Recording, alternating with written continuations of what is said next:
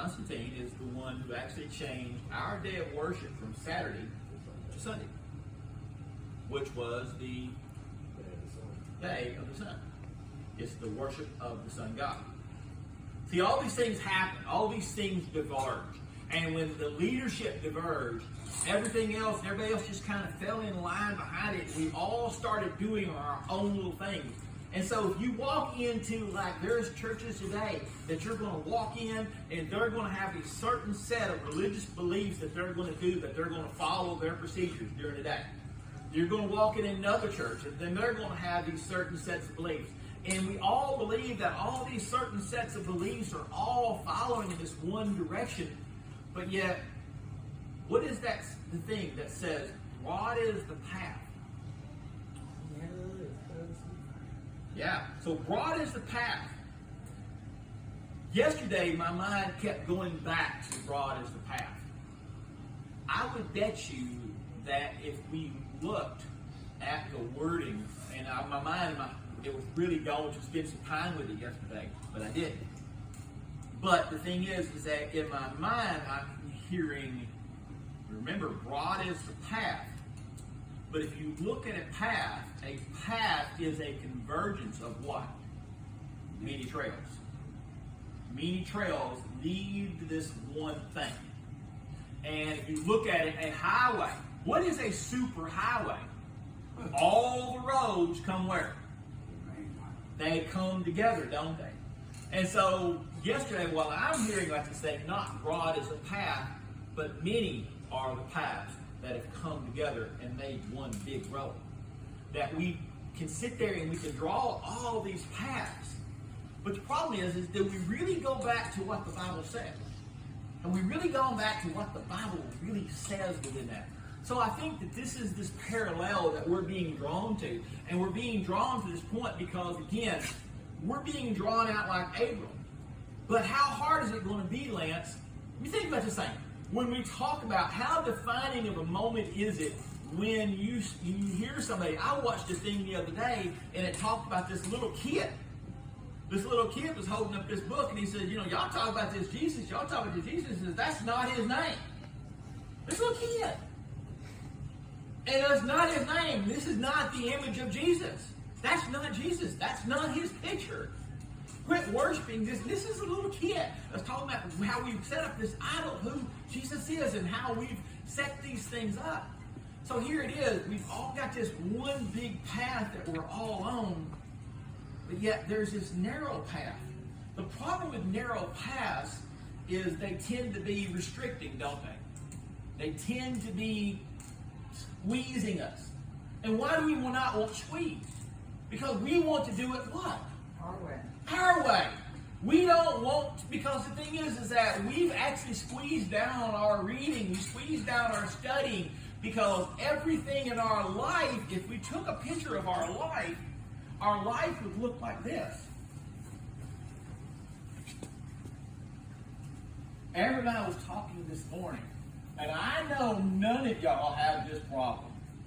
And I know none of y'all ever have this situation. No, I know. We're the only ones.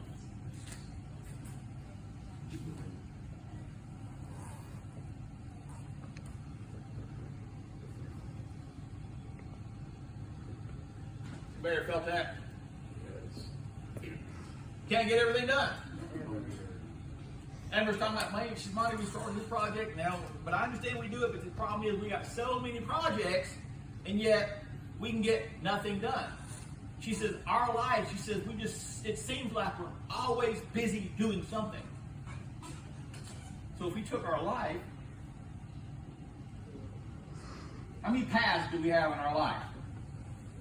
Count. If you think about it, how many demands on our time? And then we have this demand, that demand. Everybody leads us here. And what makes us the most upset in our world? I got graduation today. I got a birthday today. You're like, holy crap, how am I supposed to do this now? How do I fit within this thing? But see, there's this thing. So we have so many demands on our life right now. How can we squeeze anything else in? Where do we even have time for God? We don't have time for God. What is most All needed? that's supposed to be God's. Yeah. So the thing is that, but the problem is that everything within our path, in reality, belongs to me. Think about this thing. Everything within our path belongs to me. Everything that I do, everything that I start, all my designs. Why do I go to work? I need money. Why do I need money? Because I got bills. Why do I got bills? Because I bought things. Yeah, it's awesome. You shut up. I can justify that. See, now here's even my path of justification. So again, we got all these things, but yet here's this broad path that's everywhere. And when we get somebody to throw us a curveball, we freak out. But again, we've also figured out when somebody throws us a curveball and we freak out, that is a sign of what? Spiritual attack. But we've learned that spiritual attacks in the Christian life is not necessarily spiritual attacks. They are a spiritual awakening that says, wait a second, do you really need this? What do you need? What is really going on in your life? Isn't it time? If there's one thing, I've learned so many things from Dory, but one of the things that I really love about Dory, what she's taught me, is about hostas and my ferns, because I love my hostas and my ferns. And I've realized Dory's wisdom in putting the wretched stuff in the pots. And when you want them out, you set them out. When you're done with them, you put them up. And why? You ain't got to weed. My favorite weeding tool is a weed eater. I want to set the stuff out because I don't want to spend years, but I want the benefits. Isn't that as well about Christianity? We want the benefits of Christianity, but the problem is that yes, yes, that hosta is going to get big. That hosta is going to grow. And you can say what you want to, but I want to tell you something.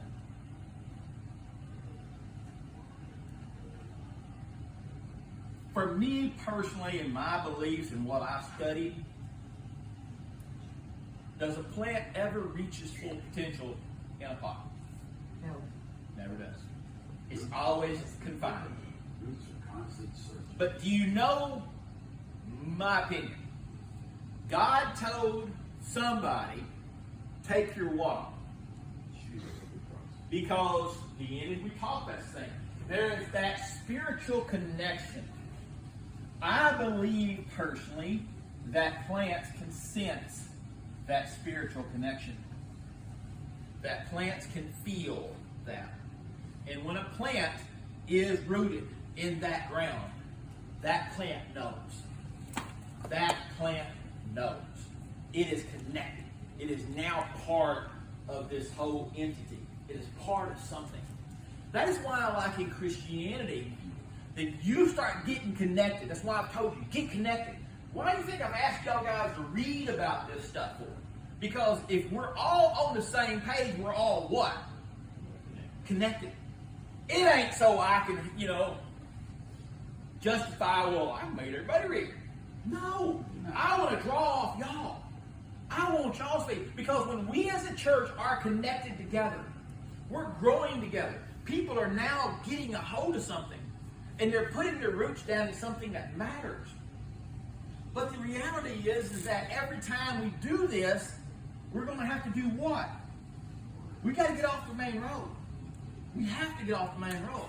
God told Abram, get off the main road. Here is your main road. This is your square that you're in. This is everything that you're in. Y'all remember I've told y'all that how are the sheep and goats separated? Goats on the right, sheep on the Other way. Why is the bow people who run the government, they're called the what? And we're the good Christian people are on the right. The right side is very specific. The right side is very specific. Did you know this morning? And I've got to do the research. I've got to figure out which way, who went which way. Because did you know that, now here's this deal. here's Lot and here's Abram. They're leaving. And they're going. And all of a sudden you come up, there's some murmuring. Well, I'm not getting this, and my cow's not getting that. You know, who's doing what? They're murmuring about who was doing what within their congregation. Again, what is that reflecting on? I, us. And so Abram didn't have no problem. All of a sudden, Lot brings it up. He says, okay, I'll make you a deal. You go left, I'll go right. Or, I'll go left, you go right. Make your choice. I would love to look at a map because God promised Abram Canaan. Okay? God did not promise him where Sodom and all that was. But Lot said he looked and he said he beheld this green grass and all this stuff, and he says, I want to go that way. Did they go to the west? Well, again, that's where I would like to. I thought he said Yeah. he went to the west of Jordan. And that's So where- again, I would be kind of curious if we could draw a map. And again, here's my side note. Just a thing that I would like to satisfy myself, and I may look at it and go, means nothing.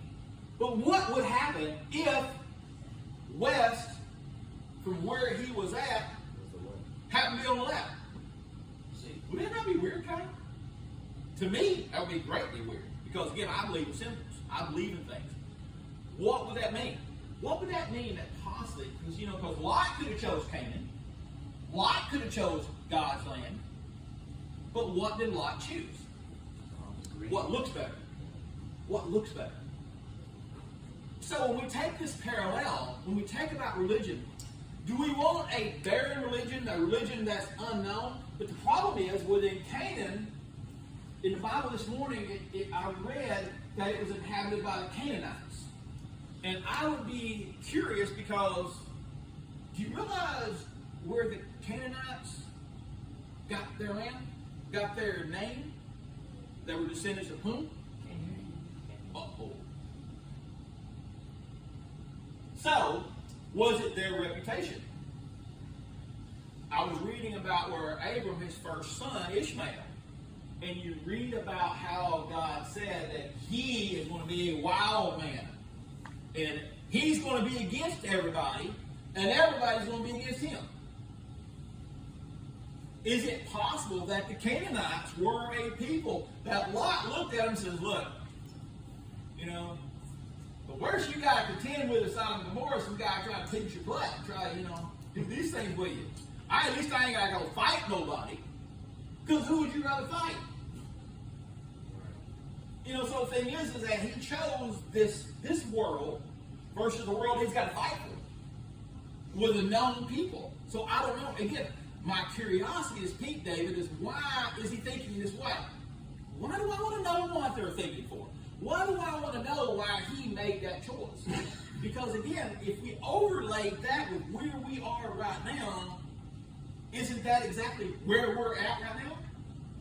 They said that a smart man learns from his mistakes, a wise man. So if we can learn, but maybe, Terry, we are finally at this junction in our own lives. Maybe we're finally at this point where we got to make a decision. I told y'all this story, and I'm going to tell it to you again because it's fun. Kind of like Melissa asked me yesterday. She said, so you're talking about, you just come back to it. Well, you get it. I said, you want the truth or a lie? She says, I prefer the truth. I said, you're going to get it. I said, I took a dump. And it's about as big as my arm. And she goes, well, you asked for the truth?